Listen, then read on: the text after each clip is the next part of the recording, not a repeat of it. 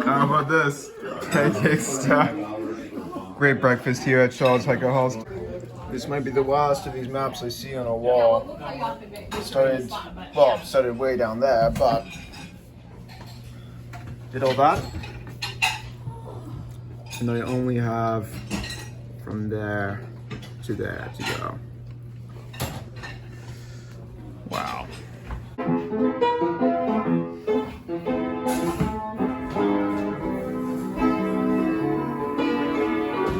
Just got dropped off by Shaw's. Welcome to the 100-mile wilderness. There's gonna be sketchy fords.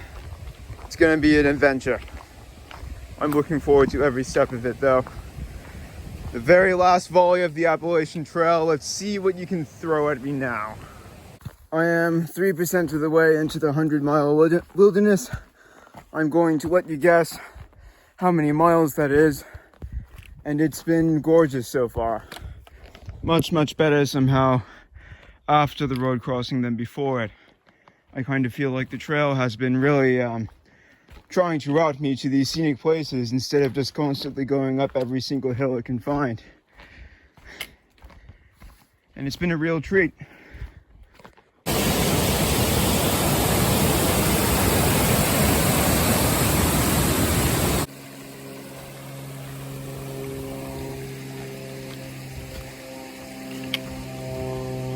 You know, people say the 100-mile wilderness is really tough. No, it's easy as hell. Like, this is one of the sections that I was told was gonna be one of the hardest parts, super rugged and so on. I don't deserve it to be this easy.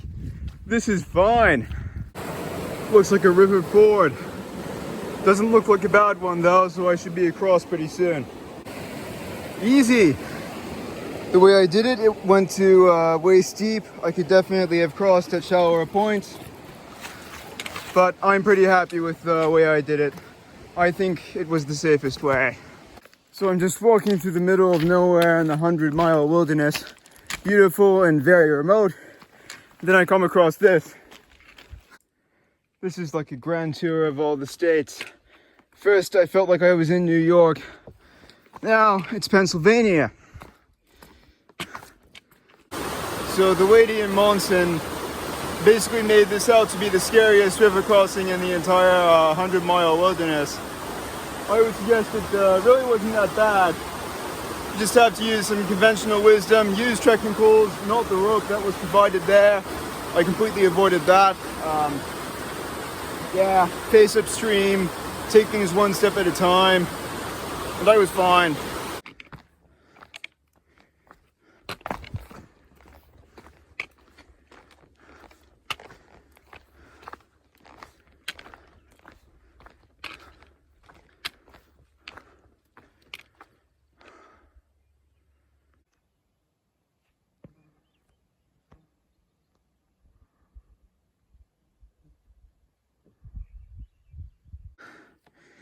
2,100. It's a bit crudely done because I made it.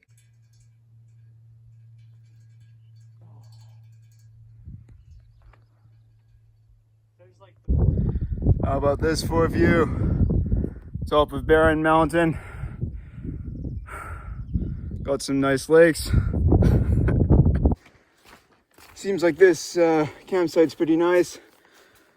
I was aiming for 4 days through the 100-mile wilderness, and I've made 20 kilometers. So that's not actually very good. Morning. So Porky, the guy I hiked with yesterday, I'm not sure if he's ahead of me or behind me or what. Oh wow, these bog bridges are in sort of a bad condition. But anyway, he's very fast. He's going to end up doing the entire AT in less than 90 days. And there's me hoping I can do it in under 120. By the way, I don't really discuss my plans on this channel, but I do make them.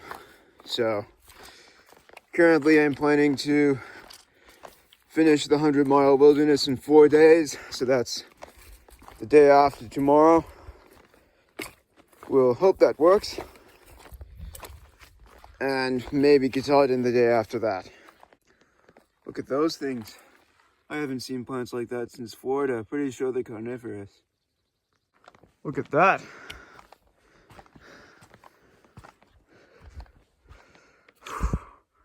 It's quite something.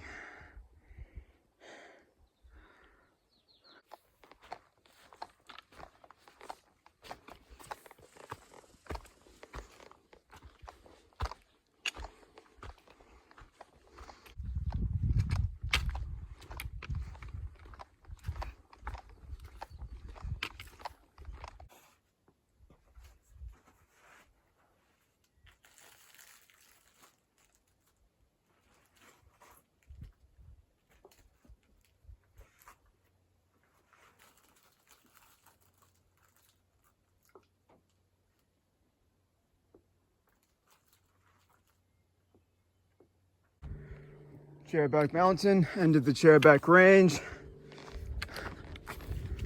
I'm gonna descend this and then it's on to the next one. Isn't that just cursed? This feels a lot like the Whites. I can definitely go down it, but just a bit of a surprise.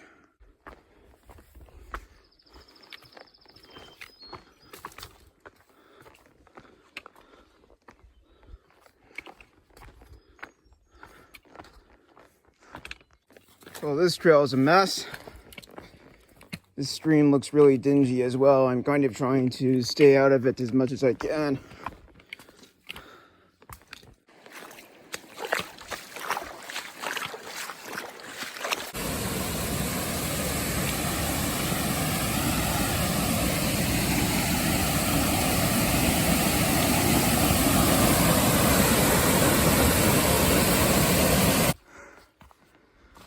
Climbing mountain range number 2, the Whitecaps.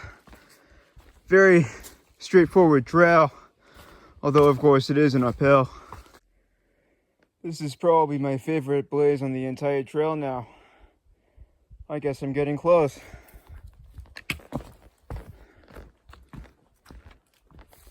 I haven't written in any logbooks since entering the Whites, but I think I'll change that habit with this one because this logbook just looks so nice.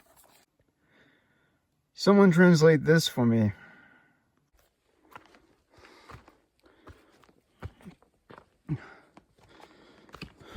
This feels a lot like the Smoky Mountains. The way that there's moss everywhere, and also the smoothest of the tracks. Like, these tracks are much smoother than they normally are in Maine. You know, the best thing about the 100-mile wilderness so far has been the diversity of different scenery.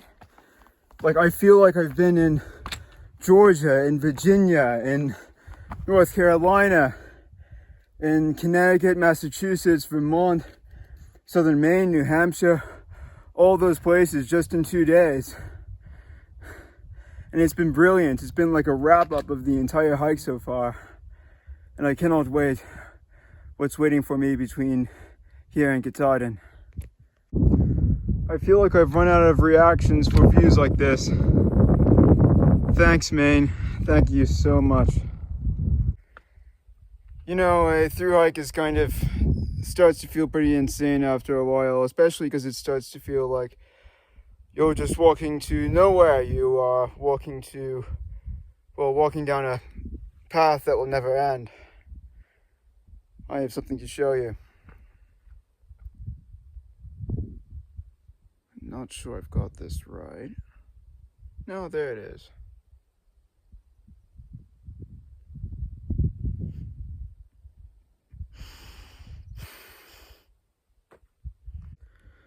Poet, the owner of the hostel I stayed at just recently, Shaw's Hiker Hostel. Great hostel, by the way.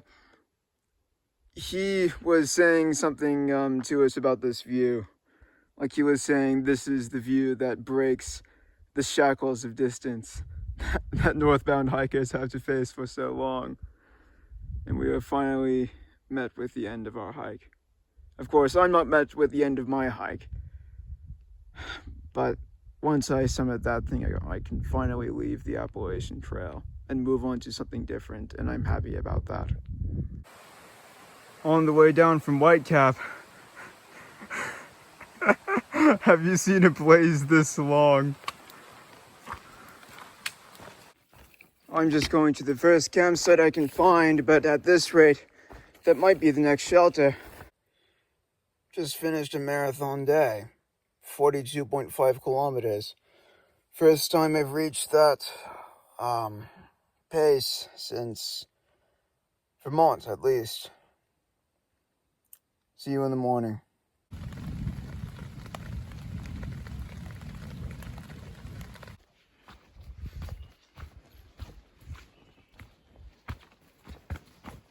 So I can't speak for today. There was a guy from Shaw's Hiker Hostel doing some resupply and also doing some trail magic.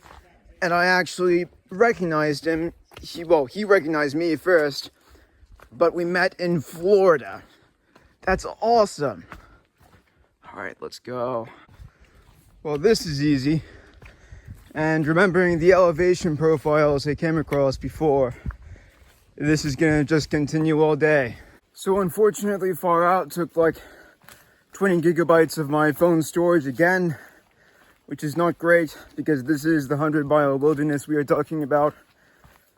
I think I'm going to have some reception tomorrow, but probably won't have much today. Not much until tomorrow morning, which is the first time in the 100-mile wilderness in which I climb a hill. So, yeah, just navigating without a map. Of course, what do I need a map for, really? This trail is very distinct.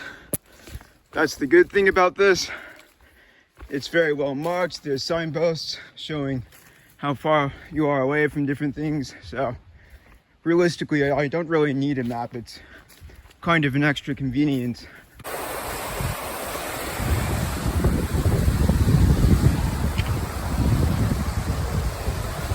Check out what rust does when it's left in a natural environment like this. I'm pretty sure that's iron-eating bacteria right there. Hikers' brains are strange. In Florida, I really wanted a road walk whenever I was in the swamp. And then I really wanted swamp when I was on a road walk. And on the Appalachian Trail, there's something similar. You really want the trail to be completely dead flat when you're on top of a mountain or climbing over rocks all the time. However, the one time on the Appalachian Trail when it is dead flat for an extended period is this, and for some reason, I just cannot wait to get to Katahdin. You know, this is boring. I want to get on with it.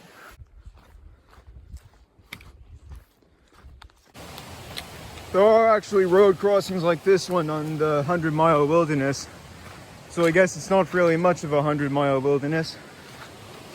No towns nearby though, and apparently these roads are private, which means that you actually have to pay to get on them.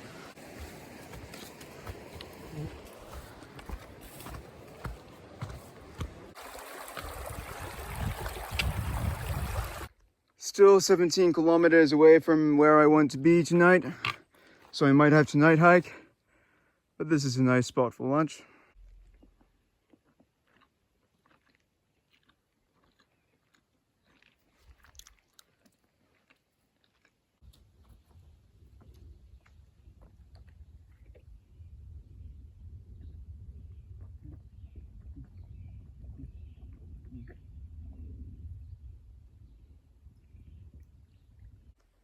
Oh, sweet.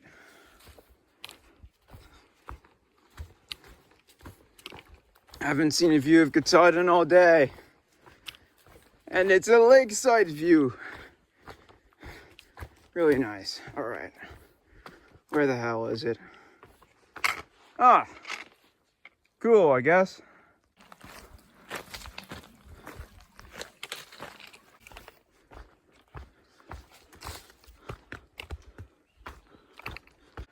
Look at all those woodpecker holes. There's this campsite which was recommended to me by the guy who gave me trail magic. And That was 2.5 hours away, 2.5 hours ago. So I just have no idea how close it is to me right now. I think I might be getting close, but I just have no real way of telling. Oh, thank goodness, that's it. Maybe about 3 or 4 minutes after I made that video, I'm just gonna find a place to camp. Maybe near them, try and not make too much noise, because this is hike at midnight.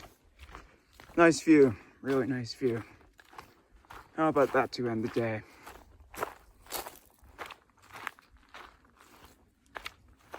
Figured this could be a good campsite, because why not? I've walked about 22 miles or maybe 23 miles this afternoon, which has been more in 8 hours than I've walked probably in the entire rest of the trail so far. So pretty happy about that. It was a big day. It's only 25 miles to the end of the 100-mile wilderness, I think.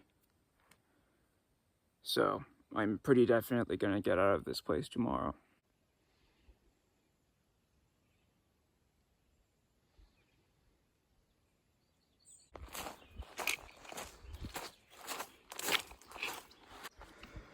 This climb has been a bit tougher and longer than it has any right to be, but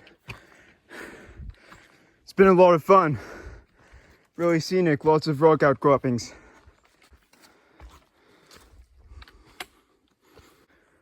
All right, first hilltop view since the Whitecaps, pretty much. Looks like Katahdin is a bit shrouded.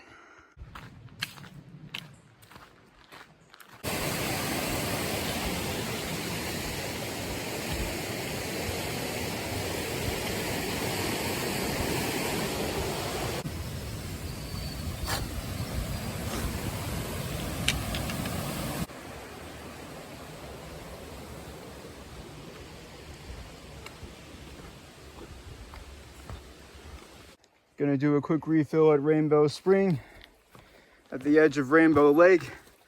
Pretty sure this is the last big lake on the AT.